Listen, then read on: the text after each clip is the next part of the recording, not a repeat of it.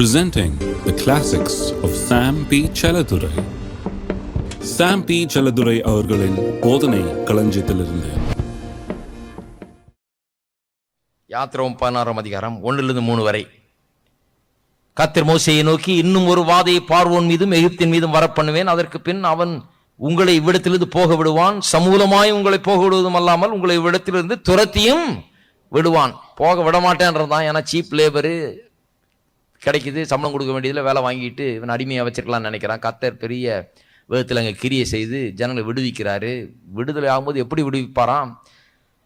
போக விடுவதும் அல்லாமல் துரத்தியும் விடுவான்றாரு. நீ போனா போதுன்னு இருப்பான்னு.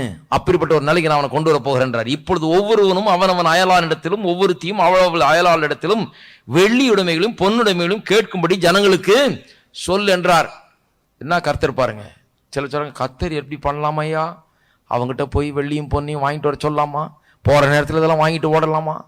கர்த்தர் சொல்கிறார், வாங்கிட்டு ஓடுறது இல்லை, கலெக்ஷன். இது அரியர்ஸை கலெக்ட் பண்ணி எத்தனை வருஷம் சம்பளம் பாக்கி இருக்குது, இவனை விடலாமா? சும்மா கர்த்தர் சொல்கிறார், உன்னை விடக்கூடாது. நீ பார்வோனா இரு, நீ எத்தனை குதிரை ரதங்களை வச்சிரு, எனக்கு கவலை இல்லை.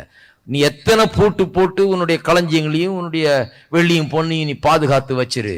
கர்த்தர் சொல்றார், நான் நினைச்சேன்னா உன்னிடத்திலிருந்து பிடுங்கி அதை எடுத்து என்னுடைய ஜனங்களுக்கு எப்படி அதை டிரான்ஸ்பர் பண்ணணும்னு எனக்கு தெரியும். நான் உங்க கையாலேயே எடுத்து இங்க கொடுக்க வைப்பேன் நான் அப்படின்றத கர்த்தர் நிரூபிக்கிறார். அதுக்கு தான் அதை வாசிக்கிறேன் பாருங்க. கர்த்தர் சொல்ல, போய் கேளுங்க, வெள்ளியும் பொண்ணாலும் கேளு, பக்கத்து அயலான் வீட்டுலாம் போய் கேளு, நீ பண்ணி பாருங்க நடக்குமான்னு. லேஸ்ல கொடுக்க மாட்டாங்க, அடிதான் விழும். ஆனா கர்த்தர் கிரியை செய்யும் போது பாருங்க என்ன நடக்குதுன்னு. அப்படியே கர்த்தர் ஜனங்களுக்கு எகிப்தியரின் கண்களில் தயவு கிடைக்கும்படி செய்தார். இவனை போய் கேளுன்னு சொல்லிட்டு அவனை தனியா விட்டுல அடி வாங்கிறதுக்கு அவனுடைய உள்ளத்திலேயும் தயவு கிடைக்கும்படி செய்தார். மோசே என்பவன் எகிப்து தேசத்தில் பார்வோனுடைய ஊழியக்காரன் பார்வைக்கும் ஜனங்களின் பார்வைக்கும் மிகவும் பெரியவனாயிருந்தான். கர்த்தர் பாருங்க சில வேலை எல்லாம் பண்றாரு கர்த்தர். இவன் பார்வைக்கு அவன் பெரிய ராட்சச மாதிரி தெரியற மாதிரி ஆக்குறாரு, அவனை பெருசு ஆக்குறாரு. அவனை பார்த்தோன்னு ஒரு பயம் உண்டாகிற அளவுக்கு ஒரு பெரிய அந்தஸ்தை அவனுக்கு உண்டாக்குறாரு. இதெல்லாம் பாருங்க வாழ்க்கையில் அனுபவித்து பார்க்க வேண்டும். கர்த்தர் நிறைய நேரத்தில் அதை உங்களுக்கு செய்வார். பாருங்க, அற்புதம் அப்படி செய்வார், உங்களை அப்படியே மேன்மைப்படுத்துவார். உங்களை பார்த்த உடனே அவனுக்கு ஒரு பயம் உண்டாகிற அளவுக்கு உங்களுக்கு ஒரு அந்தஸ்தை கொடுப்பார், ஒரு மேன்மையை கொடுப்பார், உங்களுக்கு ஒரு கிருபையை கொடுப்பார். இதெல்லாம் வாழ்க்கையில இன்றைக்கு நடக்கிற காரியங்கள். பாருங்க, நீங்க நினைப்பீங்க நீங்க பயந்து வாழ்ந்துட்டு இருக்க, அவன் பார்த்து ஐயோ அப்பா அவரா, இவனே தாராளமா அவனே முன் எல்லாம் செஞ்சிருவான். அந்த அளவுக்கு கர்த்தர் மாற்றுகிறார். 12ஆம் அதிகாரத்தை பாருங்க, 12:35-36. மோசே சொல்லியிருந்தபடி இஸ்ரவேல் ஜனங்கள் எகிப்தியரிடத்தில் வெள்ளி உடைமைகளையும் பொன்னுடைமைகளையும் வஸ்திரங்களையும் கேட்டார்கள். கர்த்தர் ஜனங்களுக்கு எகிப்தியரின் கண்களில் தயவு கிடைக்கும்படி செய்ததினால், கவனிச்சிங்களா, கேட்டதை அவர்களுக்கு கொடுத்தார்கள். இவ்விதமாக அவர்கள் எகிப்தியரை கொள்ளையிட்டார்கள். கொள்ளையிட்டார்கள்னா தப்பே கிடையாது. ஏன்னா அவ்வளவு நாள் இவன் கொள்ளையிட்டு இருக்கிறான், அக்கிரமக்காரன். அடிச்சு வேலையை வாங்கிட்டு அரை வைத்து கஞ்சியை கொடுத்து இப்படி வருஷ கணக்கில் இவரில் வைத்துட்டு இருந்தவன் இப்பொழுது வட்டியும் முதலுமா சேர்த்து கர்த்தர் தர வைக்கிறாரு. இது கர்த்தர் நடத்தின பகற்கொள்ள இல்ல, இது proper collection of arrears and dues, provident fund, gratuity எல்லாம் சேர்த்து மொத்தமா வட்டியும் முதலுமா வாங்கி ஹையஸ்ட் ரேட் ஆஃப் இன்ட்ரெஸ்ட் போட்டு கர்த்தர் மூட்டையா கட்டி கிளம்புங்கிறாரு.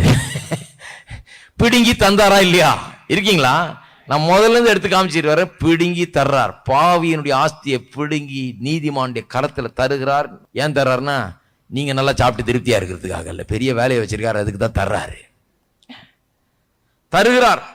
வனாந்தரத்தில் பிரயாணம் பண்ண மக்கள், நான் சொல்லுகிறேன் 20 லட்சம் பேர் இருந்தான்றாங்க, சில சொல்றாங்க 20 லட்சத்திலிருந்து 50 லட்சம் வரைக்கும் இருந்தாங்கன்றாங்க. நான் சொல்லுகிறேன் அதில் ஒவ்வொருவரும் கோட்டீஸ்வரர்கள். ஹலோ, ஒருவனாவது ஏழை கிடையாது, ஒவ்வொருவரும் கோடீஸ்வரன். lakhs and lakhs of millionaires were walking in the wilderness. அது என்ன மாதிரி வனாந்தரமா இருந்திருக்குன்னு பாருங்க. வனாந்தரத்தில் கோட்டீஸ்வரர்கள் வெள்ளியும் பொன்னியும் மூட்டையா கட்டிக்கிட்டு கிளம்புறார்கள். தேவன் அவர்களை ஆசீர்வதித்திருக்கிறார். சங்கீதக்காரன் சொல்லுகிறான், அவர்களை வெள்ளியோடும் பொன்னோடும் அவர்கள் வெளியே கொண்டு வந்தாராம். சும்மா வெறுங்கையா கொண்டு வரல, வெள்ளியும் பொண்ணு அவர்களை கையில் நிரப்பி மூட்டையை கட்டி அவர்களை வெளியே கொண்டு வருகிறார். இப்ப என்ன ஆயிப்போச்சு? இஸ்ரவேலர் அடிமைகளா இருந்தவர்கள், ஒண்ணு இல்லாதவர்கள், தரித்திரரா இருந்தவர்கள் இன்றைக்கு உடன்படிக்கை நிமித்தம் ஐஸ்வர்யவான்கள் ஆகிவிட்டார்கள். வெள்ளியும் பொண்ணு அவங்க கைக்கு வந்துச்சு, டிரான்ஸ்பர் ஆயிடுச்சு வெல்த். எகிப்தியர் எல்லாம் ஏழை ஆயிட்டாங்க. இருக்கீங்களா? எகிப்தியரெல்லாம் ஏழையாக, தேவனுடைய மக்கள் செல்வந்தர்களாக, ஐஸ்வர்யவான்களாக மாறிவிட்டார்கள். 15ஆம் அதிகாரத்தில் இன்னொரு வசனத்தை வாசிக்கிறேன். 15ஆம் அதிகாரம் ரொம்ப இன்ட்ரெஸ்டிங் பாருங்க. 15ஆம் அதிகாரம் துவக்கத்தில் சிவந்த சமுத்திரத்தை கடந்து வந்து ஒரு பாட்டு பாடுறாங்க.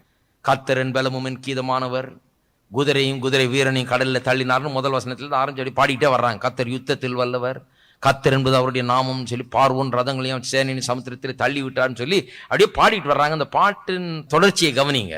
அப்படியே பாடுறாங்க. உமக்கு விரோதமாய் எழும்பினவர்களை உமது முக்கியத்தின் மகத்துவத்தினாலே நிர்மூலமாக்கினீர். 7ஆம் வசனம். உம்முடைய கோபாக்கினை அனுப்பினீர், அது அவர்களை தாளடியை போல பட்சித்தது. உமது நாசியின் சுவாசத்தினால் ஜலம் குவிந்து நின்றது, வெள்ளம் குவியலாக நிமிர்ந்து நின்றது, ஆழமான ஜலம் நடுக்கல்லே உறைந்து போயிற்று. 9ஆம் வசனம் கவனிங்க. தொடருவேன், பிடிப்பேன், கொள்ளையாடி பங்கிடுவேன், என் ஆசை அவர்களிடத்தில் திருப்தியாகும், என் பட்டயத்தை உருவேன், என் கை அவர்களை சங்கரிக்கும் என்று பாயங்கன் சொன்னான். நான் கேட்கிறேன், எகிப்தியர்கள் ஏன் இஸ்ரவேல் மக்களை சிவந்த சமுத்திரத்தினுடைய கூட பின்தொடர்ந்து வந்தார்கள், பிடிக்க வந்தார்கள்? ஏன் பின்னால துரத்திக்கிட்டு வர்றாங்க? எகிப்தியர் ஏன் இஸ்ரவேலை துரத்திக்கிட்டு வந்தாங்கன்னு கேட்கிறேன். நான் சொல்றேன், இவங்க மேல பிடிக்காம இவங்களை போக விடக்கூடாதுங்கிறதுக்காக அல்ல. அதை விட பெரிய விஷயம் இப்ப இருக்குது. ஏன்னா இவங்க மூட்டையெல்லாம் அங்க போய்கிட்டு இருக்குது. இவன் ஏழை ஆயிட்டான், அவன் பணக்காரன் ஆயிட்டான், எல்லாத்தையும் பிடுங்கிட்டு போயிட்டான். வெள்ளியும் பொண்ணு அவங்க கையில இருக்குது, வண்டி வண்டியா வச்சு தள்ளிக்கிட்டு போயிட்டு இருக்கான், கழுதையா போயிட்டு இருக்குது. லட்சோப லட்ச மக்கள் எகிப்தியருடைய அவ்வளவு ஆஸ்தியும் மூட்டை கட்டி சுமந்துக்கிட்டு சிவந்த சமுத்திரத்தை கடந்து போறான். இவன் பார்க்கறான், ஐயோ என் ஆஸ்தி எல்லாம் போகுதுன்னு சொல்லி ஓடுறான். தொடருவேன், பிடிப்பேன், கொள்ளையாடுவேன், பங்கிடுவேன், என் ஆசை அவர்களிடத்தில் திருப்தியாகும் சொல்லி ஓடி வர்றான். பாருங்க, அங்க அமிழ்ந்து போறான், ஒண்ணு இல்லாம பிடிக்க முடியல. இருக்கீங்களா? நான் சொல்றேன், இவங்களை பிடிச்சிட்டு போய் திருப்பி அடிமையாக்கணுன்றது பாயிண்ட் இல்லைங்க. இவன் ஆஸ்தி போகுதுன்னா அதுதான் அவனை ஓட வச்சுது, தலைதறிக்க ஓட வச்சு, தண்ணிக்குள்ள ஓட வச்சு அங்க அமிழ்ந்து போக வச்சுது. இதுதான் கர்த்தர் செய்கிற பெரிய அற்புதம் என்பதை எண்ணி பாருங்கள். இருக்கீங்களா? இதெல்லாம் நமக்கு பாடமா எழுதப்பட்டிருக்குதுன்னு புதிய ஏற்பாட்டில் சொல்லப்பட்டிருக்கு. கடைசியா ஒரு உதாரணத்தை சொல்லி முடிக்கிறேன். கான்ஸ்டன்டைன் தி கிரேட் என்கிற ஒரு ரோம அரசன் இருந்தான். 312 முதல் 337 AD கிறிஸ்துவுக்கு பின்பு உள்ள நாட்களிலே இருந்தவன்.